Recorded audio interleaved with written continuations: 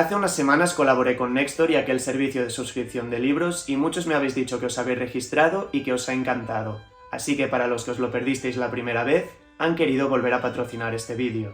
Nextory es una plataforma online donde con una tarifa mensual súper bien de precio, puedes acceder a cientos de miles de libros, audiolibros y revistas. En cualquier lugar y en cualquier momento, con tu móvil, con tu tablet o con tu ordenador, puedes leer absolutamente todo lo que te apetezca de su catálogo. Muchas veces me escribís diciendo que os recomiende libros de divulgación científica o de historia, de los temas que hablo en los vídeos. Y aquí tenéis muchísimos, prácticamente de todo lo que he hablado, vais a tener algún libro para profundizar más. Si lo quieres probar gratis durante 45 días y leer todo lo que quieras sin ningún compromiso, con el código que te dejo en pantalla o entrando al enlace que tenéis en la descripción, vais a poder tener la oferta. Tenéis de todo, novelas de ciencia ficción, de terror, de crimen, de suspense, de romances, hasta libros de desarrollo personal, de poesías, de cómics, de biografías, de todo. Pero como lo que más me pedís son cosas de divulgación, pues aquí os dejo 3 recomendaciones súper buenas. Uno es Breves respuestas a las grandes preguntas, el último libro de Stephen Hawking.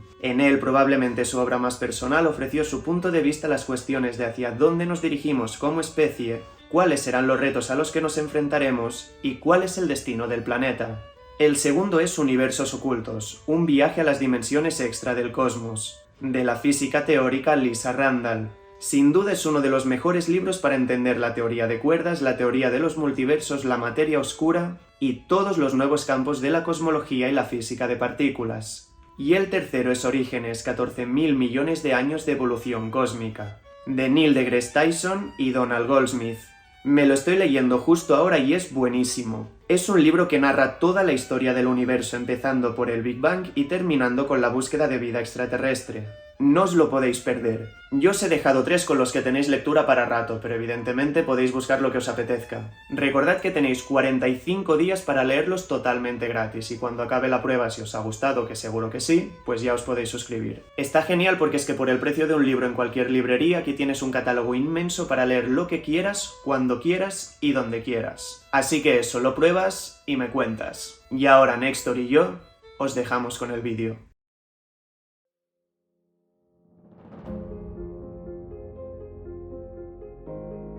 En los años 50, cuando las sombras de la Guerra Fría empezaban a emerger, el presidente Eisenhower declaró promulgada la Ley Nacional del Espacio y la Aeronáutica. Con ella se fundó la NASA, el principal organismo en la búsqueda de tecnologías que nos permitieran estudiar el espacio. La carrera espacial entre Estados Unidos y la Unión Soviética acababa de nacer. Con la fundación de la NASA, cientos de instituciones se centraron en investigar la física del espacio, en comprender cómo podíamos conquistar aquello que estaba más allá de nuestro mundo. Sin embargo, hubo algunos que creyeron que ese terreno sin cartografiar escondía más peligros de los que pensábamos. Y el astrofísico estadounidense Eugene Parker, doctorado en física del plasma, era uno de ellos. Había dedicado todos los años de su por entonces corta carrera a entender la naturaleza del Sol, nuestra estrella madre, el corazón del sistema solar, el cuerpo celeste que nos mantiene con vida, pero que esconde una furia imprevisible. Eugene sabía que la corona solar, la capa más externa del Sol, se compone de plasma, una atmósfera de gas ionizado que por el comportamiento de sus partículas no podía ser estática. La corona solar se mueve, llegando incluso a abandonar la estrella. En un momento en el que creíamos que el Sol era inamovible, estaba teorizando la existencia de lo que él mismo bautizó como vientos solares, una corriente de partículas cargadas que se liberan desde la atmósfera superior del Sol. Muchos de sus compañeros le dijeron que era imposible, que nada podía escapar de la inmensa gravedad del Sol, pero las matemáticas no engañaban. Los electrones, los protones y las partículas alfa tienen unas inmensas energías térmicas, suficientes para poder huir del poder gravitacional de la estrella. El viento solar, ese hipotético flujo supersónico desde el Sol, crearía una burbuja que rodearía todo el sistema solar. A cada instante el campo magnético de la Tierra nos está protegiendo de ese bombardeo de partículas que emergen del Sol, pero ni siquiera él puede detener toda la furia de nuestra estrella madre. Las ráfagas más poderosas de radiación solar pueden hacer que la atmósfera de nuestro planeta se electrifique, momento en el que todos los cables de las líneas de electricidad se fundirían, explotando por la sobrecarga. Estaban hablando de un apagón global, un colapso del pilar de la civilización moderna, un mundo sin electricidad por culpa de la ira del Sol. Ya había pasado antes. El 28 de marzo de 1859, una eyección de masa coronal impactó contra la magnetosfera terrestre. Todos los cables del recién implementado telégrafo sufrieron cortocircuitos que provocaron incendios y la caída de toda la red. El bautizado como evento Carrington era la interacción más violenta entre el Sol y la Tierra desde que se tenían registros. Estaba claro que necesitábamos comprender cómo el Sol libera esas nubes de material. Eugene trabajó en su teoría de los vientos solares, aportando innumerables evidencias matemáticas de su existencia. Sin embargo, sus ideas eran tan revolucionarias que muchos las pusieron en duda. Pero cuando demostró que todas las misiones espaciales fuera del escudo protector de la Tierra estaban amenazadas por aquellos vientos solares, no pudieron hacer más que rendirse ante la evidencia. La NASA sabía que para mitigar los efectos de un nuevo evento Carrington, había que predecir con antelación aquellos bombardeos solares, pero para ello se necesitaban unos datos que solo podían conseguirse de una manera: viajando hasta el Sol. Eugene acababa de mostrar la importancia de llegar a nuestra estrella, un viaje hasta el corazón del sistema solar que se convirtió en una de las máximas prioridades de la agencia espacial, uno de los primeros proyectos que la NASA puso encima de la mesa. Sin embargo, todos los cálculos, todas las aproximaciones matemáticas nos decían que era imposible. No se disponía de la tecnología necesaria. No podíamos enviar ninguna nave hasta el Sol. No podíamos llegar a nuestra estrella madre sin que se derritiera por la furia del plasma. Y después de un tiempo, Eugene vio cómo todas las esperanzas se desvanecían. El reto de llegar al Sol se catalogó como imposible. La misión se archivó con la fe de que algún día pudiéramos regresar a ella, con la fe de que el sueño de tocar el Sol volviera a despertar.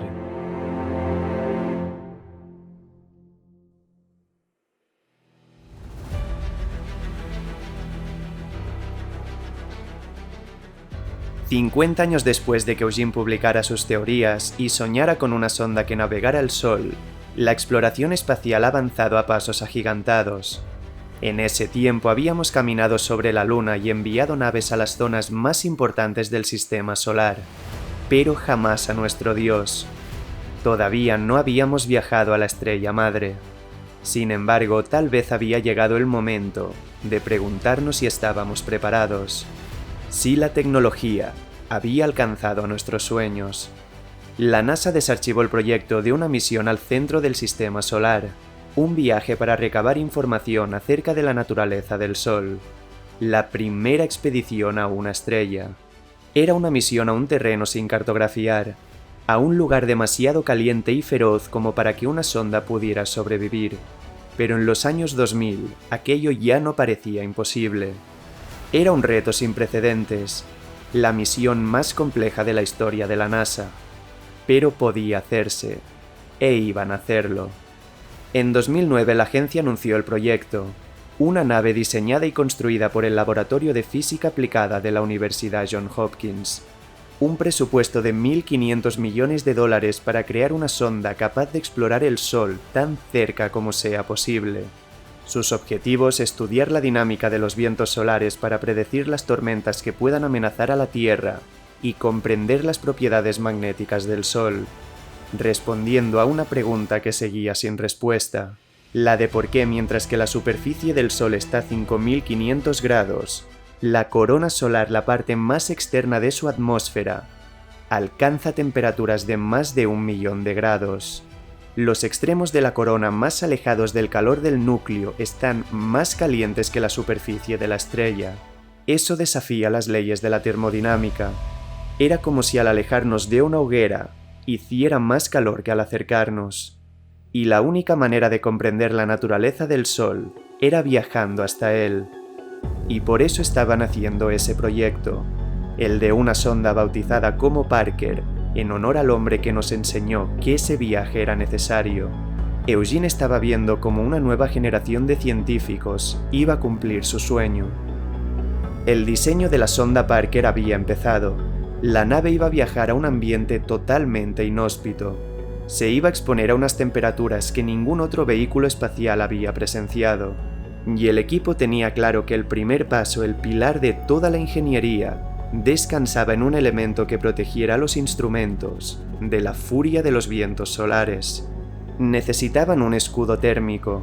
La supervivencia de la sonda solo será posible con algo que mantenga el frío dentro de la estructura. Su primer reto era el de dar con aquel escudo solar. Los ingenieros pensaron en una estructura hexagonal cubierta de cerámica reflectante que hiciera rebotar la mayor parte posible de la radiación solar. Y bajo ella, un laberinto en forma de espuma, un material muy poroso vacío en un 97%, dando unas propiedades de aislamiento perfectas, capas de un compuesto de carbono reforzado.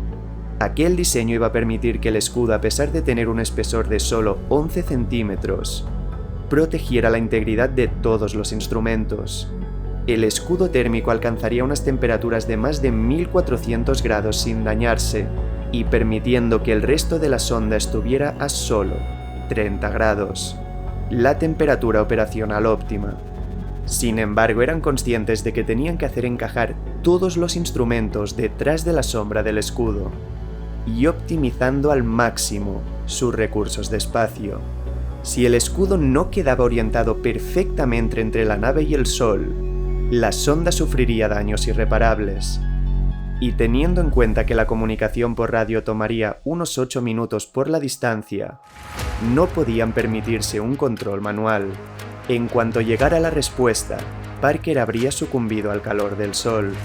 Los ingenieros diseñaron unos sensores bajo el escudo, unos diminutos instrumentos que en cuanto detectan la incidencia de luz, ajustan la posición del escudo, garantizando que de forma automática e inmediata todo esté a su sombra. Tenían la primera parte. Parker podía protegerse de la furia del Sol, pero el reto de la ingeniería apenas había empezado. El equipo diseñó los 4 instrumentos científicos principales, aquellos que operando desde la fría sombra del escudo, iban a permitir a la sonda cumplir con sus objetivos. La antena iba a captar información acerca de los campos magnéticos, la cámara a bordo iba a fotografiar los vientos solares, y unos analizadores iban a detectar las partículas de alta velocidad a medida que éstas aceleran en el espacio. Con el frío conseguido, no representaban ningún reto especial. Pero había un instrumento, tal vez el más importante, que no podía esconderse del Sol. La copa de la sonda encargada de medir el impacto de las partículas de los vientos solares tenía que mirar directamente a la estrella, asomar por fuera del escudo. Y como querían que el viento solar fluyera por su interior, que las partículas se canalizaran para medir su velocidad y temperatura, su hardware no podía protegerse. La copa tenía que quedar abierta, enfrentándose a la furia del Sol. Así que los ingenieros tuvieron que ser muy creativos con su diseño. Como material eligieron el tungsteno, el mismo que se usa en las bombillas incandescentes. Podía funcionar a temperaturas de hasta 3000 grados, por lo que podría sobrevivir durante toda la misión. Sin embargo, con el material elegido, aparecía un problema.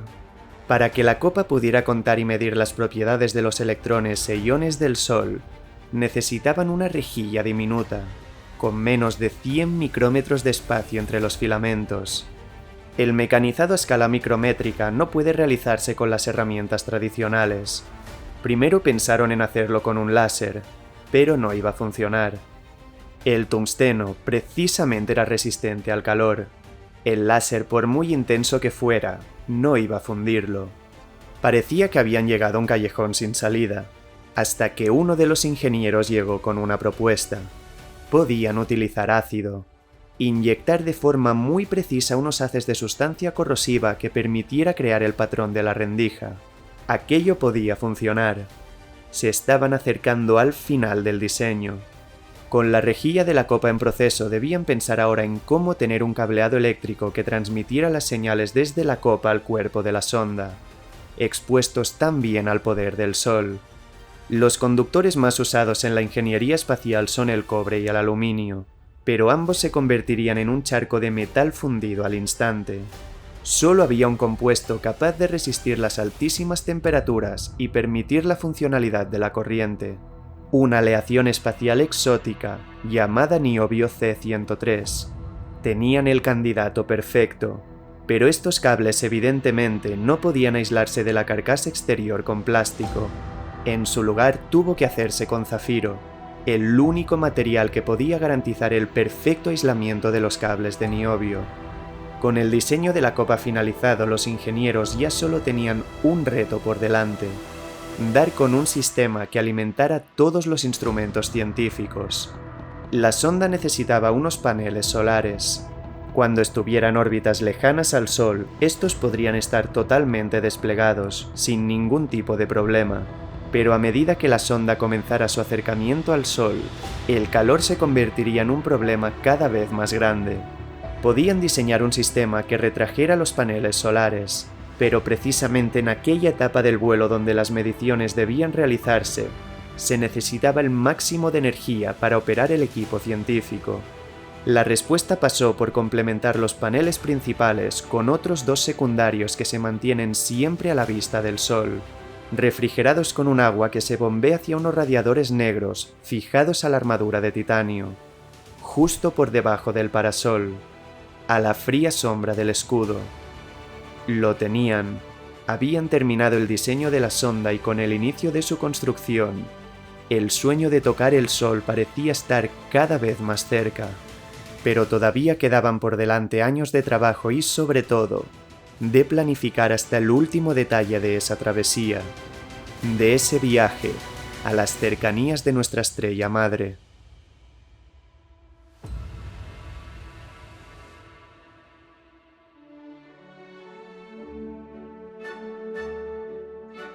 Con la construcción de la sonda avanzando rápidamente y el papel de los ingenieros cumplido, era el momento de los astrofísicos. La misión de Parker, planificada para ser de 7 años, era el mayor reto de la navegación que se había asumido jamás en el espacio.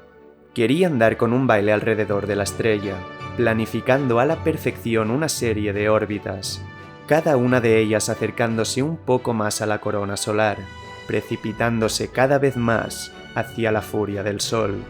Necesitaban acercar al máximo la sonda a la estrella. Cuanto más cerca volara de las nubes de plasma de la corona, más información podrían recabar. Un perfecto equilibrio entre la seguridad de la misión y la cantidad de datos recogidos. La ruta de Parker tenía un primer paso vital. Los físicos en su idea original planificaron una ruta hacia Júpiter, usando la gravedad del planeta como freno de mano. Conseguir la desaceleración perfecta cuando Parker estuviera llegando al Sol. Ese era el primer gran problema al que se enfrentaban. El reto no era solo llegar al Sol, sino conseguir una órbita a su alrededor. Todo empezaba saliendo de la superficie de la Tierra, escapando de su gravedad y entrando en órbita. Una vez ahí deberían realizar una transferencia de Hohmann, una maniobra en la que se traslada la nave desde una órbita circular a otra, utilizando dos impulsos de su motor. Si de la Tierra querían alcanzar al Sol, necesitarían reducir su energía orbital 8 veces más de lo que en su día necesitamos para llegar a Venus. Una reducción de energía que no estaba al alcance de ningún cohete. Por eso no podían viajar directamente al Sol. Necesitaban una asistencia gravitatoria. Y la única ruta viable parecía ser la de Júpiter. Enviar la sonda hacia el rey de los planetas del sistema solar, que con su gravedad podría frenar a Parker mientras emprendía un cambio de rumbo hacia el Sol. Los cálculos mostraban que era posible. La asistencia de Júpiter permitiría que Parker entrara en órbita alrededor del Sol. En sus 7 años de operación completaría 2 órbitas alrededor de la estrella, dándonos un total de 100 horas de datos viables cuando más cerca estuviera. Pero entonces, cuando estaban a punto de terminar el desarrollo de la misión, uno de ellos se dio cuenta de algo que hasta aquel momento había pasado desapercibido. En aquella asistencia gravitatoria en Júpiter la sonda estaría tan lejos que la luz sería muy tenue. Necesitarían unos paneles solares más grandes que los ingenieros habían desarrollado. Algunos pensaron que todavía estaban a tiempo de rediseñar la sonda, pero no era una cuestión de empezar de cero. Unos paneles tan grandes, aunque fueran solo lo necesario para alimentar la nave, no podrían plegarse una vez alcanzaran el Sol. De repente, parecía que todo había terminado. Un pequeño descuido estaba amenazando la misión y el sueño de tocar el Sol. No podían hacer una asistencia gravitatoria en Júpiter y parecía que no existía ninguna otra forma de frenar la nave para que entrara en órbita. Pero cuando el equipo estaba a punto de informar a los dirigentes de la NASA, alguien tuvo una inspiración. Parecía una idea loca, una propuesta imposible, pero en medio de la desesperación, no parecía haber otra alternativa. Pidió que no hablaran todavía con la NASA. La misión no tenía que cancelarse, pero sí debían hacer algo nunca antes conseguido. Estaba proponiendo un cambio de destino, una asistencia gravitatoria en Venus. Muchos pensaron que tenía que estar bromeando. Era imposible que un planeta tan pequeño y tan cerca del Sol hiciera frenar lo suficiente la nave. Él dijo que tenían razón. Pasando solo una vez era imposible, pero pasando 5 veces no lo era. Tenían que cuadrar una ruta con 5 asistencias gravitacionales. Nunca se había hecho tal cosa, pero los cálculos mostraban que era posible, y la única opción que les quedaba. 5 sobrevuelos a Venus durante casi 7 años, para reducir gradualmente su órbita elíptica alrededor del Sol. Si lograban una sinfonía perfecta, si conseguían hacer pasar la nave 5 veces por Venus, no habría una desaceleración tan grande como la de Júpiter, pero sí la suficiente para que Parker permaneciera en órbita con la estrella. Era perfecto. Al ir más deprisa pero estando atrapada por la estrella, tendrían tiempo de dar 24 vueltas alrededor del Sol en el tiempo de vida estimado para la nave. Con Júpiter solo podían realizar 2 órbitas en los 7 años. La ruta de Venus era mucho más difícil. No tenía precedentes, pero tenían que intentarlo. Si la asistencia en Júpiter nos daba 100 horas de datos en sus 2 órbitas, las 5 asistencias en Venus nos terminarían dando 900 horas de datos en sus 24 órbitas. Pasaban más deprisa en cada una, pero al final con Venus salían ganando. Tendrían 9 veces la cantidad de información. Venus era un objetivo en movimiento, y tenían que darle no una, sino calcular la trayectoria para que pasara 5 veces por él. Dar ese objetivo a 40 millones de kilómetros con la sonda viajando a una velocidad 50 veces superior a la de una bala. Tenían que ser precisos como un francotirador, pero no podían fallar. Era el último paso, la culminación de 6 décadas de sueños y esfuerzos. Y finalmente en 2018, el diseño y la planificación de la misión terminó. La sonda Parker descansaba ya en las instalaciones del laboratorio y su ruta, la más compleja de la historia de la NASA, estaba calculada a la perfección. Eugene, tantos años después, ya solo podía esperar al día en el que la nave que llevaba su nombre alcanzara su destino. Era el momento de que Parker empezara su odisea, su travesía hacia un territorio jamás explorado.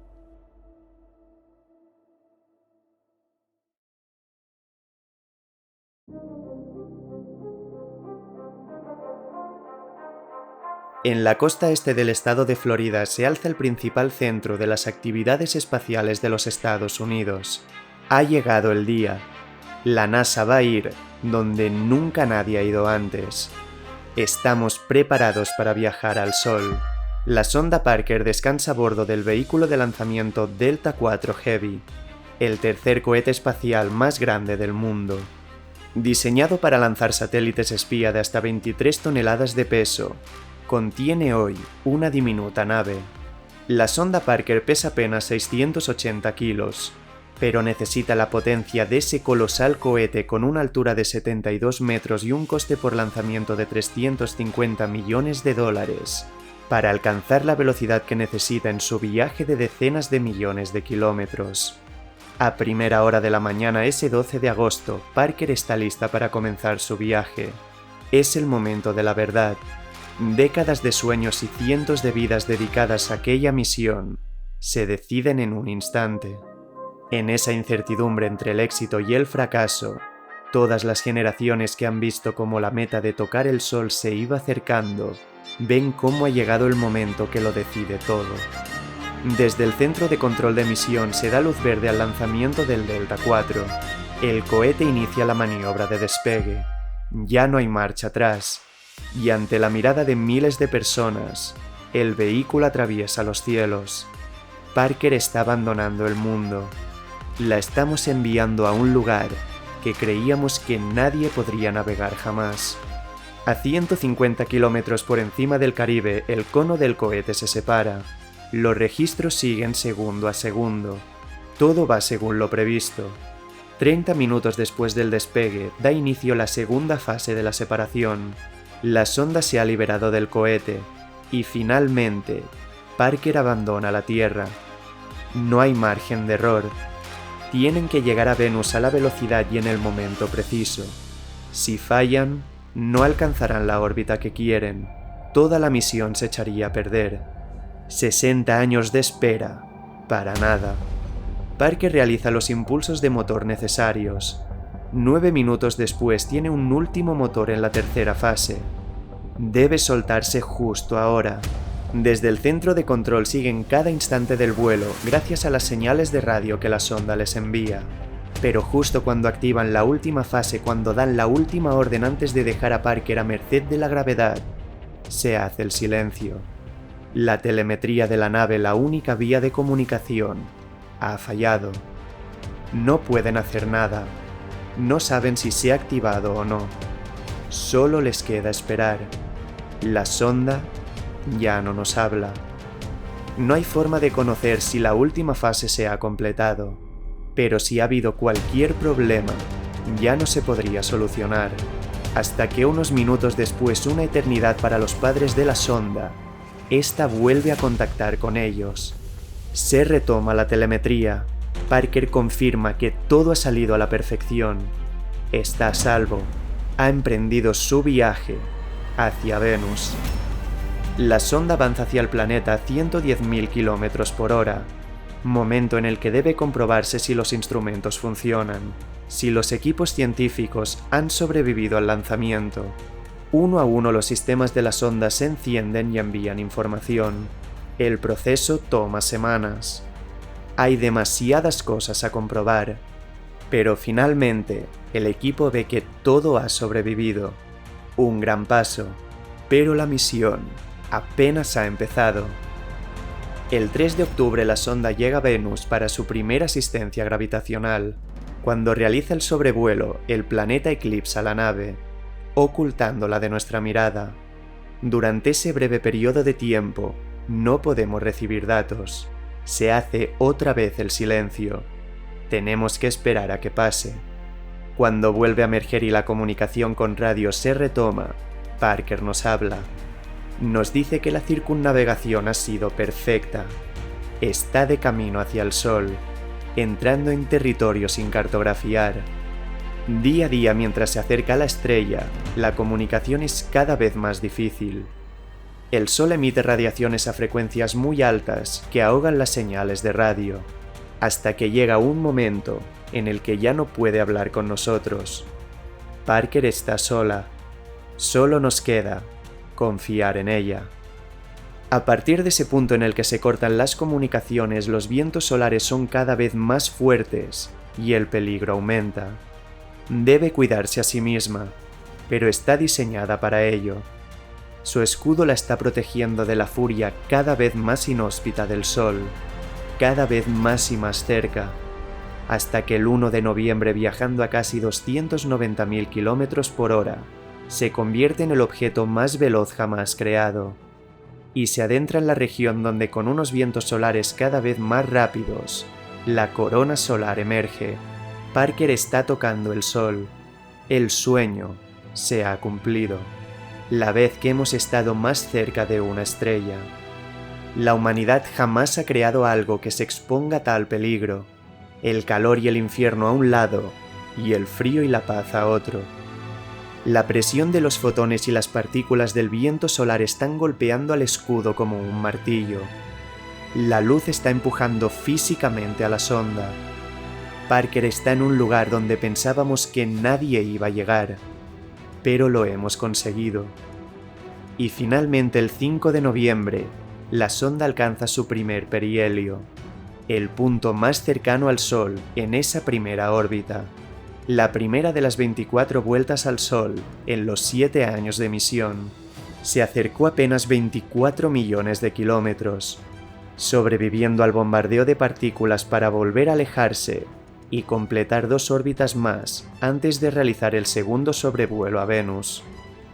La descarga inicial de datos de los 2 primeros perihelios se completó el 9 de mayo de 2019. Un total de 22 GB de información acerca de los vientos solares y de la naturaleza de la estrella madre, un 50% más de lo que los científicos esperaban. Todo había sido un éxito. El sueño de tocar el Sol se había cumplido. Ya solo podían esperar que la sonda siguiera explorando, cada vez más cerca. Durante meses, Parker siguió completando órbitas alrededor del Sol, dando más información a cada instante. Eugene pudo ver cómo la nave que llevaba su nombre completaba 11 vuelos a la estrella. Hasta que el 15 de marzo de 2022, a los 94 años de edad, Eugene Parker falleció tras una vida dedicada a la comprensión de lo que se esconde más allá del fin del mundo. Después de motivar a toda una generación de científicos a navegar hacia ese lugar que parecía inalcanzable, de ver que pese a todos los supuestos imposibles, su sueño se había cumplido. Habíamos tocado el Sol. Y lo seguiremos haciendo. La sonda Parker continuará su odisea, su travesía alrededor del Sol, hasta que a finales de 2015 alcance el final de su misión, cuando se acerque apenas 11 millones de kilómetros de la superficie del Sol y viaje a cerca de 700.000 kilómetros por hora. Con sus instrumentos inservibles después de esa última travesía, más cerca de lo que puede resistir, llegará el final de sus días. La sonda, devorada por la furia del Sol atrapada por su gravedad, se adentrará en el lugar donde todos los caminos terminan. Será devorada por el Sol, fusionada para siempre con la estrella que ha navegado durante tanto tiempo. Pero antes de que llegue ese momento, Parker habrá dado respuesta a los enigmas de nuestra estrella madre, nos habrá ayudado a comprender la naturaleza del Sol, y probablemente, siguiendo el legado de su padre, abrirá nuevas incógnitas, nuevos misterios que las futuras generaciones deberán resolver, viajando otra vez hasta donde nadie se ha atrevido.